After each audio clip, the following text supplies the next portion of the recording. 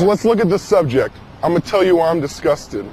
So tonight, looks like sex will be our topic of discussion. Now see, sex isn't evil, for marriage is why God made it.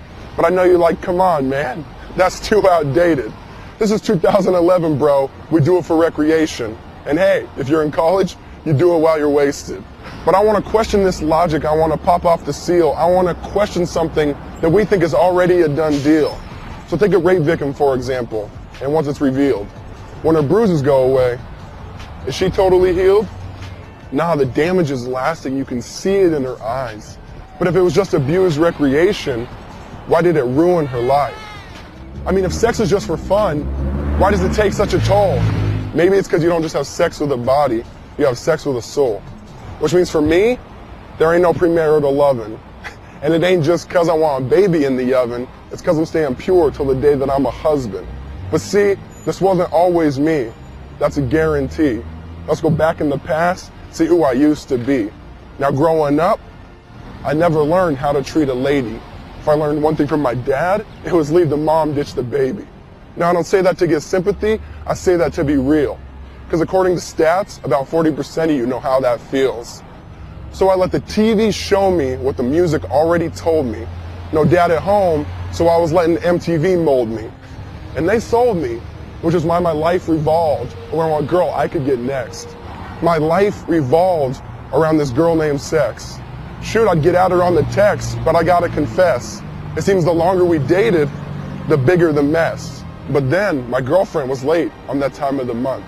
If you know what I mean, you understand. When I say my heart sunk. I started to think about abortion, man. I started to butter it up. But it's funny, they don't make condoms for sin. You can't just cover it up. It was just a scare, but I knew a father I didn't want to be.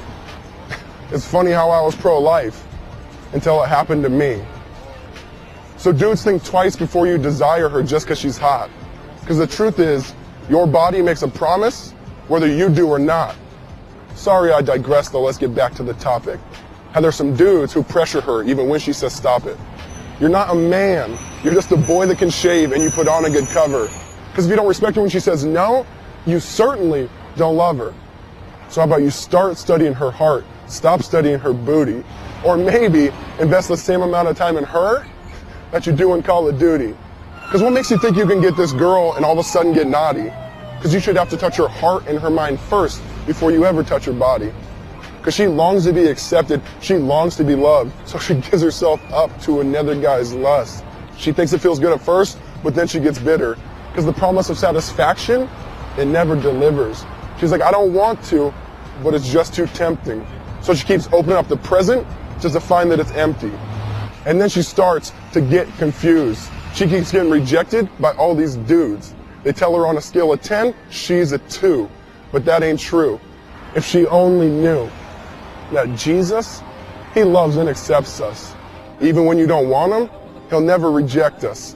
He heals us from that sin that totally infects us. And he does what condoms can't, he emotionally protects us. Now I know some of you hear this, you're gonna want to indict me. But we gotta think rightly, so I'll ask politely. Can you really say this isn't even true? Just slightly?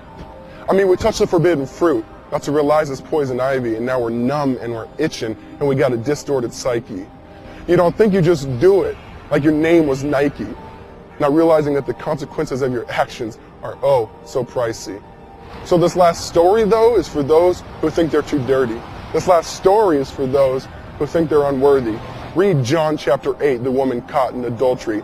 The religious leaders throw her naked in the temple while she yells, "Don't murder me." They say, "Jesus, the law commands us to stone this woman." And you hear the hate in their tone. Jesus pauses it and says, "Whoever's without sin, you can cast the first stone." I mean, can you imagine the sound? Silence all around. You hear footsteps walk away, you hear stones hit the ground. And then Jesus kneels down.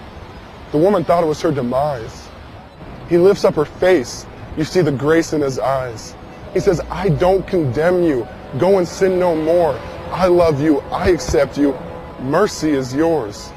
But if you're anything like me, you're like, no, that can't be. Why would he ever die for me? See, but then I saw that scene where I was redeemed.